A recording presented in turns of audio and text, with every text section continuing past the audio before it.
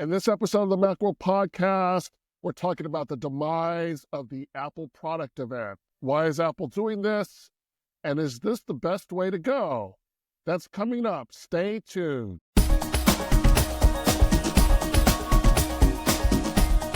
Welcome to the Macworld Podcast. I'm Roman Loyola here with Karen Haslam and David Price. Hello, everyone. If there's one thing that Apple is really good at, it's creating hype. And one way it used to do that was with its product release events. But recently, Apple seemed to be shying away from events now, and we're talking about that change on today's show. David wrote a column recently about the end of the era of Apple events. One of the reasons we brought it up is because Apple recently launched a new iPhone, the iPhone 16e. Leading up to the event, we kind of were wondering, well, how is Apple going to release this phone? Because it replaced the iPhone SE, which is kind of a big deal.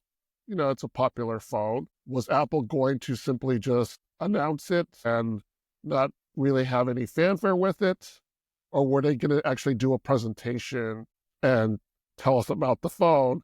They kind of did a little bit of both, but not in the sense that we're used to.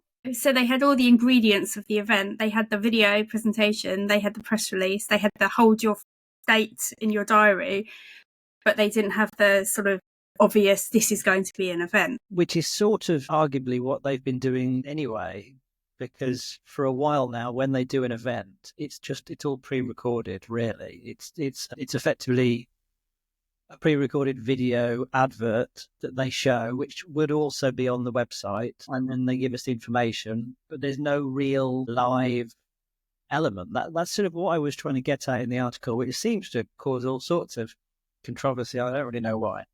It used to be the case that an Apple event was a sort of exciting, risky thing. Like, I don't know if you guys remember when Craig Federighi introduced Face ID and it didn't work.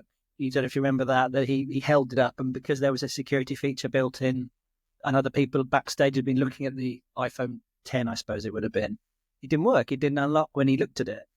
That sort of thing doesn't happen with a pre-recorded video where it's just an advert, isn't it? It's just an advert. But a live event has that sort of sense of occasion, it has that sense of drama and risk that anything could happen. It's a bit before my time, but I think round about when the first iPhone was launched and the first Mac Air as well, I think you hear lots of anecdotes afterwards about how things didn't really work at the time, or they would only during the dress rehearsal, the software engineers were there trying to make sure the interface just about hung together.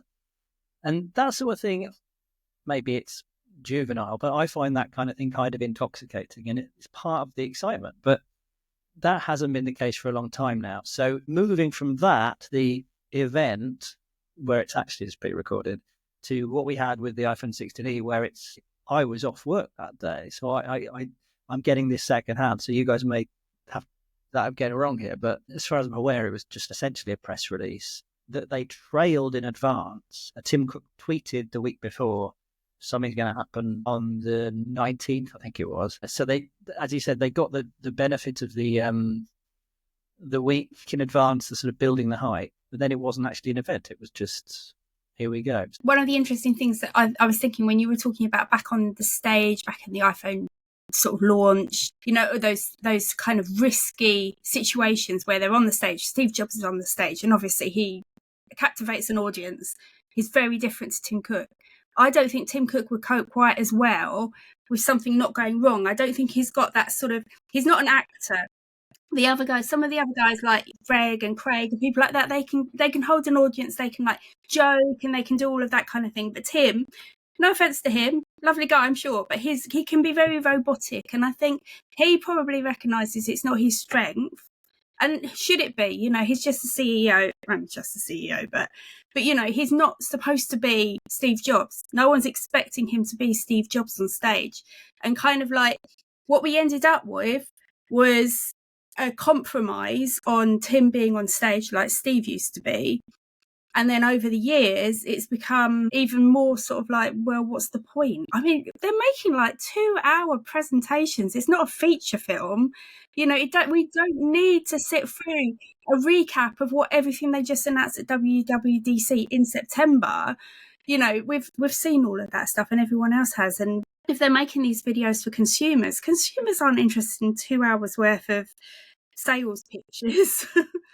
What is well and truly in the past are those on-stage presentations with like big characters like Steve Jobs and then Johnny Ive's little video, and people like Craig Federighi and his hair and all of that. That's in the past. They transition to these high sort of quality videos, but they're just boring. People are interested in the idea of an Apple event because that means new products are coming. This is exciting, but the event itself isn't exciting. And people were on Wednesday. People were searching for information about the Apple event. They see it as a product launch being like an Apple event, whether it's an event or not. I don't know. I think it's enough to just have a press release and a video if they want to make one. But I'm not sure the current format is working. And I think they know that, and that's why they didn't do it. Yeah. It's interesting what you said about casual consumers, what their awareness is, because as you said, we had a lot of interest on the site. I think Macworld's readership tilts pretty tech expert, naturally. It's people that know quite a lot about the industry already. And my sort of anecdotal, vague awareness of my family and my friends outside, I do have a few friends that aren't in the journalism world. They're not really aware of what's going on with these things. They'll ask me things and I'll say, is there a new iPhone coming? And they'll sort of be vague. And this will be after Tim Cook has tweeted. I was like, how did you not? I assumed you followed Tim Cook on Twitter. So I think there's an interest in it, but it only goes so far. And maybe the realistic thing is to say most people are not going to watch this 2-hour, punishingly tedious program about here is a new iPhone, which will start off with, oh, by the way, let's talk for 40 minutes about our new recycling robot. So self-indulgent. And they put little, like there was a sketch, like I can't remember how many events ago it was when there was Mother Nature. I think I agree with you, Karen. I think this is the right decision to move away from trying to make an extravaganza. But the big test will be the iPhone in the autumn in fall. I think when it comes to new products like the iPhone, because the iPhone is the most important product, let's face it, and WWDC, we probably will hear about what software features are coming to the iPad and then just the Mac because, same time and all of that. I think it makes sense that they didn't do an event for the 16E because it's essentially, they've already done that in September. This is just a cheaper version with fewer cameras and all of that. They don't need an event to say we've made a worse product than the one we told you about in September, but it's cheaper, so that's good. That made me think it is very much a replacement for the iPhone 14, really, at the same price as the iPhone 14. They've given up on the budget market entirely. Basically. Sort of along the lines of what you were saying about the intended audience, I think it's true. The only people who really care about a live Apple event are the people listening to this podcast, are us, the people who write about it all the time. In other words, the people who are either really into this in terms of a general technology sense, or are like devoted Apple users. But like you said, the general public doesn't really care. Tell me in 5 minutes why I want to buy this phone, not tell me in 2 hours. It's the TikTok generation, isn't it? People don't. The thing that the event did, though, was the event contributed to a sense of community. So, and I think that's one reason why people gravitate towards Apple products. At least it used to be. There used to be this sense of community within the Mac community, within the iPhone community. I mean, Apple's so big now that it's extremely mainstream now that maybe on the Mac side that's still there, but I mean, the iPhone's everywhere. Maybe that, I'm going to say cult, and that has, again, a negative connotation, but there's, Cult does a bit, yeah. Yeah, well, that's why I say community. So, but there's a community. They have this common bond of using Apple products. There used to be this sense of us against the world, kind of. And that event helped reinforce that. That event helped bring us together and made us feel like we were in it together. And I'm speaking as a longtime Apple user. So, those events fostered this feeling that we were doing this together and that it was us against the world, kind of. Are you thinking back to the sort of the events like the Macworld conference where we'd all be sitting in the audience watching Steve Jobs unveiling the new iPhone? No, so even further back than that. Yeah. You can kind of say I was there, and that means something, and to have watched it as well because it was Steve Jobs on stage with the iPhone, things like that. That's history, isn't it? No, there's no history. There's no one's going to be like, remember the time when Craig... Right. Remember that video? Remember that iPhone 16e video? Ooh, Yeah. That was a scorcher. No, and I couldn't get through it. It was too boring. Well, no, I was going to say, no one's watched that video, but I looked it up on YouTube and it has 22 million views. So people are watching that video, but is anyone talking about it afterwards? It's not like they did with an Apple event. And then there's one other aspect of the Apple event that no longer exists. And again, this is back when Apple was kind of seen as an underdog, was that when you sat through an Apple event and Steve Jobs or whoever it was on stage was demonstrating this new product with this new technology, there was a sense of affirmation that you made the right choice, that you chose the right product, that you chose a cutting edge product. I don't know if you get that sense now with the videos that Apple releases. Because in a sense, it's a similar thing. They're announcing new stuff. A lot of that stuff's very impressive, but I don't have that sense of affirmation anymore. And I don't know if it's because it's not a live event or because it's... Is it because it's sort of dubbed down a bit, do you think, to try and be understandable to a wider variety of people? Whereas perhaps when we were at the events in the days before, things, for example, with WWDC, they're talking to developers, so they've got that understanding. That, whereas when making a video for general consumers, they have to be a little bit more dumbed down just to kind of reach those people. WWDC is funny because it's a live event, but we're all there gathered to watch a video. It's a weird hybrid, isn't it?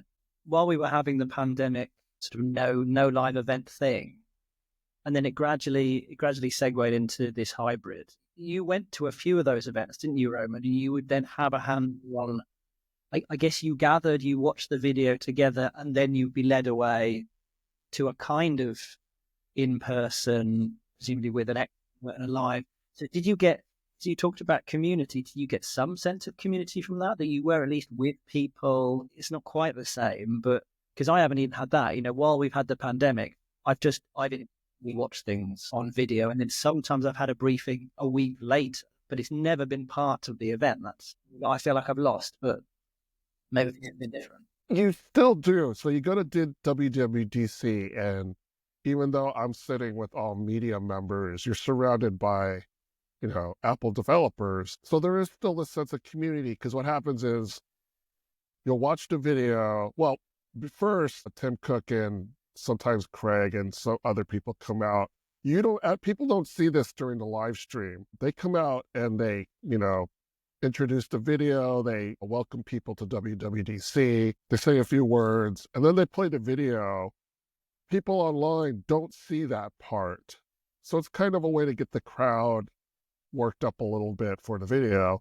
But I think part of what happens is, so the video plays, and they'll discuss new features, and there'll be reactions from the audience about those features, and they're excited about those features. But the difference is when we had the live event, they'll talk about the features, and there was a certain slower pacing that happened. So they'll introduce some new feature, and then they'll demo it. Actually, what they do is they do an overview of the new features, and then I think they cover maybe 3 or 4 key features, and they'll do a demo of it, and then they'll summarize the features again. So that's how the live event used to go. But now with the video event, it's feature after feature after feature after feature after feature after feature after feature, and it just keeps going at a breakneck speed. So people get excited, but they've already moved on to the next feature, and it hasn't really settled in yet. The buildup is not the same as it was when it was a live event. Does that make sense? Yeah, it can't be reactive. If the audience starts whooping and cheering, they can't stop and wait. They kind of carry on, don't they? Like, it's not got that energy you get from a live event. That is one aspect that I do not miss. Like that.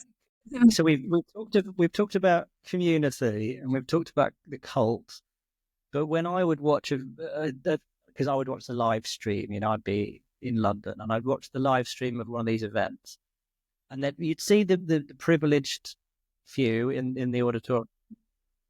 They'd all be so into it. They'd all be clapping away and looking around at each other. And I know that part of the appeal must be, I'm so sorry to people that come to these things, but the appeal must be to an extent. I am one of the, 80 most connected tech journalists. So I've made it to this exclusive event.